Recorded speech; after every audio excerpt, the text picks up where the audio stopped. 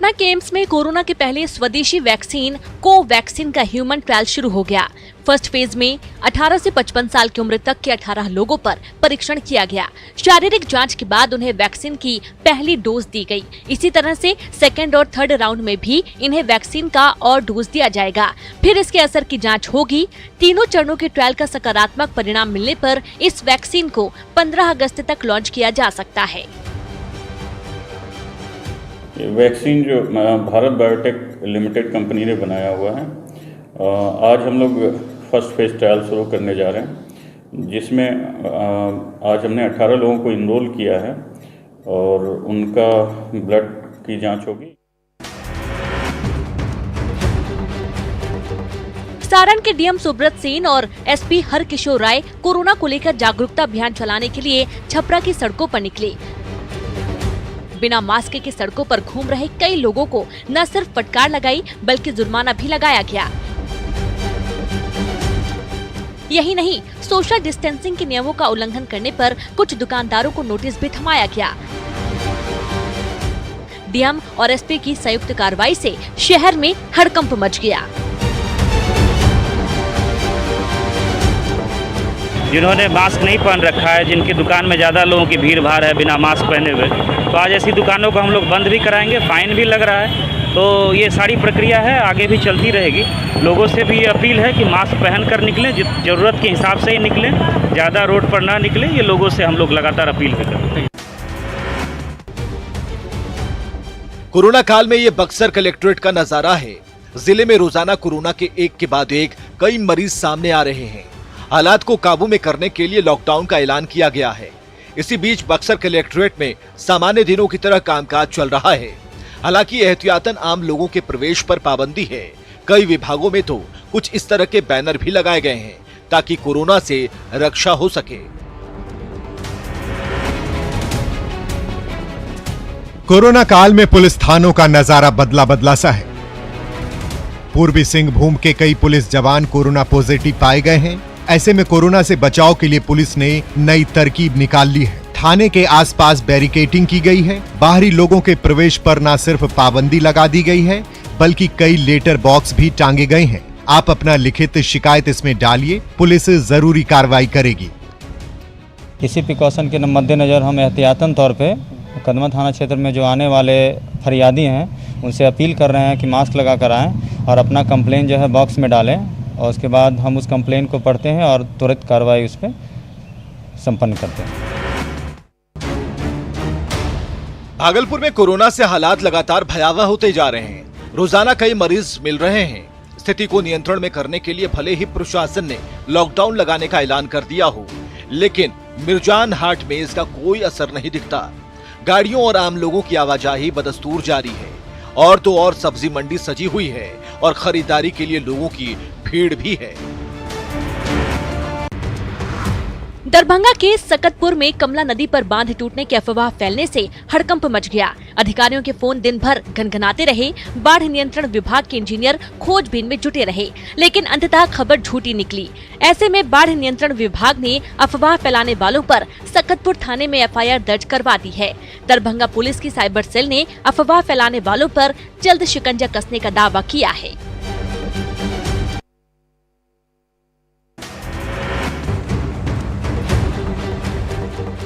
नेपाल के तराई इलाकों में भारी बारिश के चलते मोतिहारी में दुधौरी और तिलावे नदियों में इन दिनों कुछ इस कदर उफान है। इन नदियों में इतना पानी आ गया है कि नरकटियागंज के पास जमींदारी बांध पानी का दबाव नहीं झेल पाया, तो श्रीखंड के पास तिलावे नदी का तटबंध टूट गया।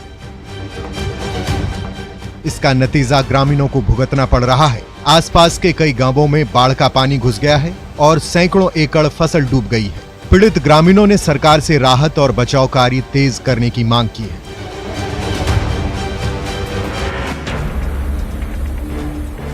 लगातार बारिश से अररिया, बकरा, नूना और परमारा जैसे नदियों में उफान है।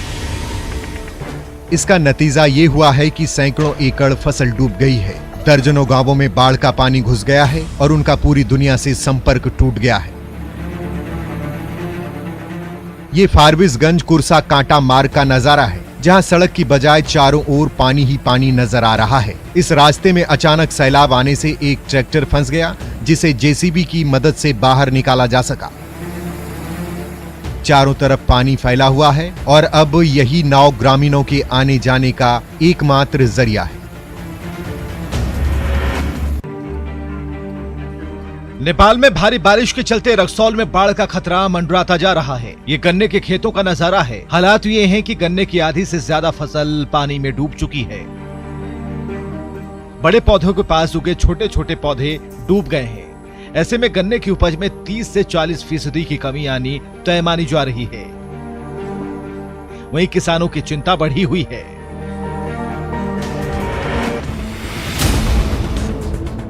दरभंगा के घनश्यामपुर में बाढ़ के हालात भयावह हो गए हैं। घनश्यामपुर प्रखंड के कई गांवों में बाढ़ का पानी फैल गया है। तो रासियारी गांव के हाई स्कूल में बाढ़ का पानी भर गया। टापू बन चुके इन गांवों में आने जाने के लिए नाव ही एकमात्र सहारा है। जरूरत की चीजें इन्हीं नावों से पूरी की जाती हैं। पानी की रफ्तार इसी तेजी से अगर बढ़ता रहा तो आने वाले दिन में हालात और खराब हो जाएंगे। हालांकि दरभंगा जिला प्रशासन की तरफ से प्रभावित गांवों में बचाव और राहत कार्य तेजी से चलाए जा रहे हैं।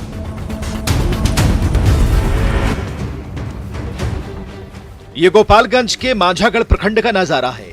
नेपाल और उत्तर बिहार में मूसलाधार बारिश से गंडक नदी उफान पर है। ऐसे में तटबंध के अंदर बसे दर्जनों गांवों में बाढ़ जैसे हालात हो गए हैं। माझागढ़ और कुचायकोट प्रखंड के गांवों में आने जाने वाले रास्तों में कमर तक पानी भरा है, जिससे गुजरना खतरे से खाली नहीं है।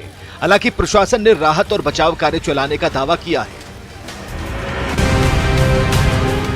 मुजफ्फरपुर के औराई प्रखंड के दर्जनों गांवों में बाढ़ से हालात भयावह हो गए हैं। बागमती और लखनदेई नदियों में उफान के चलते सैकड़ों गांवों में बाढ़ का पानी घुस चुका है और हजारों की आबादी बाढ़ में घिर चुकी है। ऐसे में प्रभावित गांवों के ग्रामीण अपने सामान और पशुओं के साथ पलायन करने को मजबूर हैं। प्रशासन की ओर से अब तक राहत और बचाव कार्य प्रभावी तरीके से शुरू नहीं किया जा सका। ऐसे में प्रभावित ग्रामीणों की मुश्किलों का ठिकाना नहीं है। ये मगरमच्छ बगहा के शास्त्री नगर मोहल्ले में पकड़ा गया है। इसने 2 बकरियों को निवाला बनाया तो 2 लोगों को घायल कर दिया। दरअसल गंडक नदी का जलस्तर बढ़ने के साथ ही ये मगरमच्छ बगहा शहर तक पहुंच गया और पूरे इलाके में खलबली मच गई। इसी बीच वन विभाग की टीम मौके पर पहुंची और मगरमच्छ का रेस्क्यू किया, फिर उसे गंडक नदी में छोड़ दिया गया। साहिबगंज में गंगा नदी में आई बाढ़ से पशुचारे की किल्लत हो गई है और पशुपालक बेहद परेशान। यही नहीं, दियारा इलाके में मवेशियों पर कई तरह की बीमारियों ने हमला कर दिया है, जिससे कई पशु बेमौत मारे जा रहे हैं। लेकिन समय पर ना तो वैक्सीन मिल रही है और न कोई दवा। ऐसे में पशुपालकों की चिंता बेहद बढ़ गई है। इस विकट हालात में साहिबगंज के पशुपालन महकमे ने भी वैक्सीन को लेकर हाथ खड़े कर दिए हैं।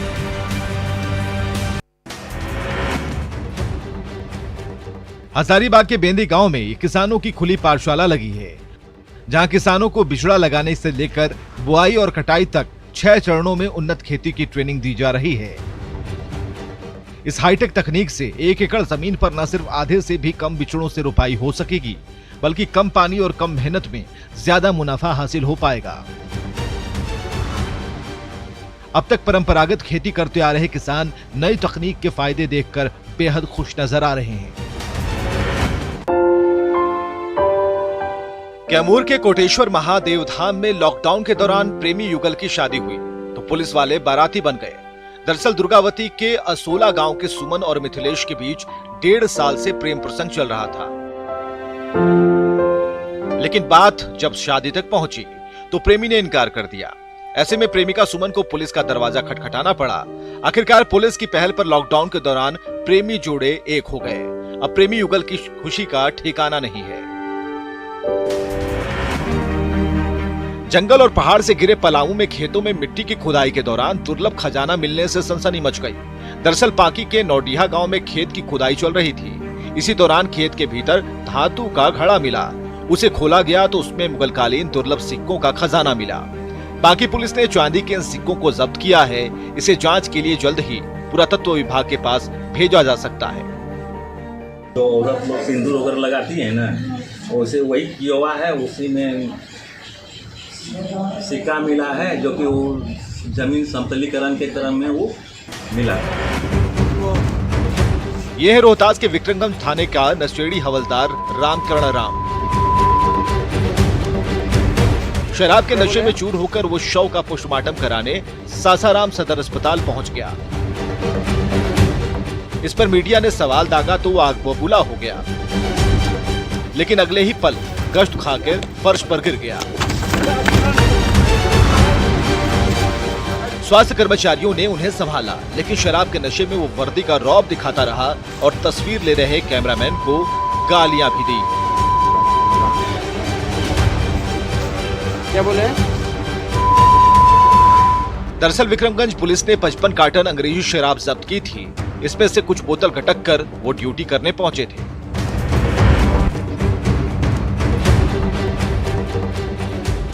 आधा किलोमीटर से भी ज्यादा लंबा ये चचेरी पुल सासाराम के वार्ड संख्या 35 के निवासियों के लिए जिंदगी का पुल है। कहीं जाना है या कहीं से आना है, रास्ता इसी पुल से होकर जाता है। रोजाना सैकड़ों लोग अपनी जान पर खेलकर इस पुल से गुजरते हैं। स्थानीय निवासी प्रशासन से कई बार मदद की गुहार लगा चुके हैं, लेकिन जब कहीं से कोई मदद नहीं मिली तो 1.5 लाख रुपया चंदा जमा कर ये चचेरी पुल बनवा लिया गया और अब यही इनकी जिंदगी का आधार है। भागलपुर और नौगछिया के बीच जल्द ही सफर और आसान हो जाएगा। दरअसल गंगा नदी पर विक्रमशिला सेतु के समानांतर 4 लेन पुल के निर्माण पर मुहर लगी है। इस पर 1100 करोड़ रुपए से ज्यादा की लागत आने का अनुमान है। इससे न सिर्फ बिहार के 10 जिलों के साथ नॉर्थ ईस्ट के राज्यों से सीधा संपर्क और मजबूत होगा, बल्कि जाम की समस्या से निजात मिलेगी। 4 साल के भीतर इस महत्वाकांक्षी पुल का निर्माण पूरा करने का लक्ष्य तय किया गया है।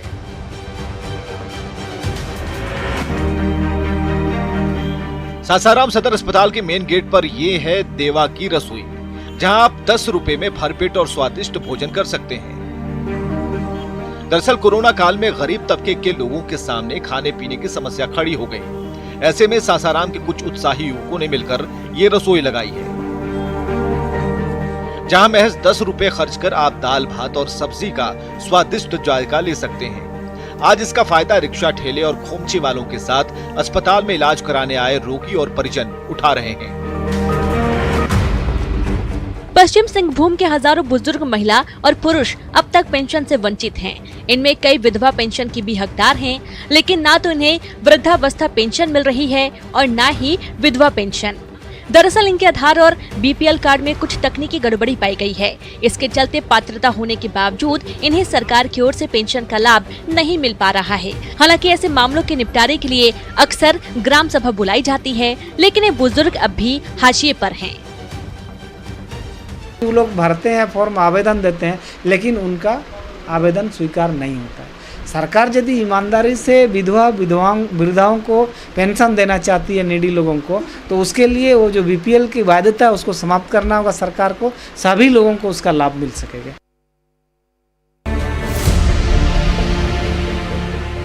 गोड्डा का स्वास्थ्य महकमा सुधरने का नाम नहीं ले रहा है। बूढ़ी कूरा पंचायत में 1 साल से नए स्वास्थ्य भवन बनकर तैयार है, लेकिन लापरवाही का आलम यह है कि यहाँ का स्वास्थ्य उपकेंद्र अब भी 2 कमरों के पुराने जर्जर भवन में ही चलाया जा रहा है। यहाँ बैठने तक की जगह नहीं है। ऐसे में बारिश के मौसम में स्वास्थ्य कर्मियों को गांव-गांव में घूम-घूम कर काम करना पड़ता है। आज तक जिले भर का जो पूरा बिल्डिंग है, आप देखिएगा जहाँ भी जाइएगा नए बिल्डिंग खड़े हो जाते हैं और सब काम जो है पुराने बिल्डिंग में ही चलते हैं। इस समस्या पूरा जिला का है। आखिर क्या कारण है? हम लापरवाही है कि तुरंत अगर हैंडओवर अगर ठेकेदार देता है तो उसमें क्यों नहीं सब कुछ शिफ्ट किया जाता है, क्यों नहीं वहाँ चालू किया जाता है?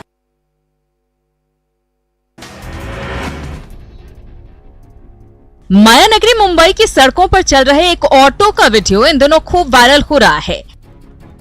ये ऑटो रिक्शा आम ऑटो से बिल्कुल अलग है, या यूं कहें कि पूरी तरह से हाईटेक है। हालांकि वाईफाई जैसी सुविधा वाले ऑटो रिक्शा पहले भी देखे जा चुके हैं, लेकिन ये ऑटो जरा हट के है। इसके पीछे एक बोर्ड पर लिखा है कि ये मुंबई का पहला होम सिस्टम ऑटो रिक्शा है। इतनी खूबियों वाला ये ऑटो रिक्शा टेक महिंद्रा के मालिक आनंद महिंद्रा को इतना पसंद आया कि उन्होंने अपने ट्विटर हैंडल पर इसका वीडियो शेयर कर दिया और कैप्शन लिखा कि कोविड-19 ने स्वच्छ भारत को बढ़ावा दिया है। वैसे इस हाईटेक ऑटो को कोरोना महामारी को ध्यान में रखकर ही तैयार किया गया है, ताकि इसमें बैठने वाली सवारियां कुछ खाने के बाद सड़क या रास्ते पर किसी भी तरह की गंदगी ना फेंके, खुद भी साफ रहे और मुंबई को भी स्वच्छ रखे।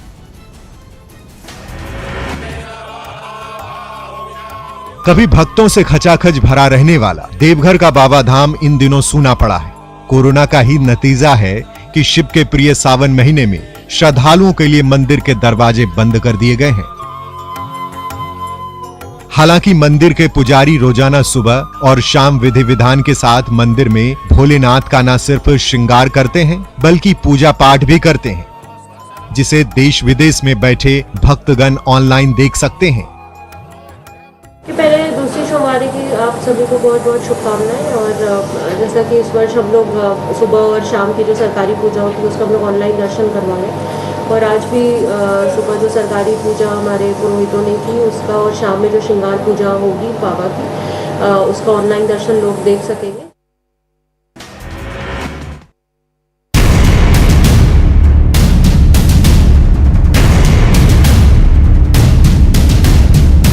निर्वाचन आयोग ने साफ कर दिया है कि बिहार विधानसभा के चुनाव समय पर होंगे, जिसके बाद जेडीयू ने अपनी तैयारियां तेज कर दी। 18 जुलाई से 2 अगस्त तक जेडीयू सभी विधानसभा क्षेत्र में वर्चुअल सम्मेलन करेगी। सम्मेलन को लेकर अलग अलग नेताओं के नेतृत्व में टीम तैयार की गई है। सम्मेलन के लिए 4 ग्रुप तैयार किए गए हैं, जिसका नेतृत्व वशिष्ठ नारायण सिंह, आरसीपी सिंह, ललन सिंह और विजेंद्र यादव करेंगे। हर ग्रुप में 4 से 5 मंत्री या नेता शामिल होंगे। 18 अगस्त यानी पहले दिन 16 विधानसभा में सम्मेलन होगा। निश्चित तौर पर वर्चुअल प्लेटफॉर्म पर की जो ये हमारी तैयारी है, ये संदेश बिल्कुल स्पष्ट है कि पार्टी कार्यकर्ताओं और जनता के साथ निरंतर इस संकट की घड़ी में भी संवाद स्थापित करती रही है और चुनाव तैयारियों को लेकर ये एक महत्वपूर्ण पहल साबित होगा। जेडीयू के वर्चुअल सम्मेलन पर विपक्ष सवाल खड़ा कर रहा है। कोरोना के बहाने आरजेडी ने जेडीयू की तैयारियों पर निशाना साधा है। ये लाख वर्चुअल डिजिटल कर ले, एक्चुअल में इनको कोई फायदा होने वाला नहीं है।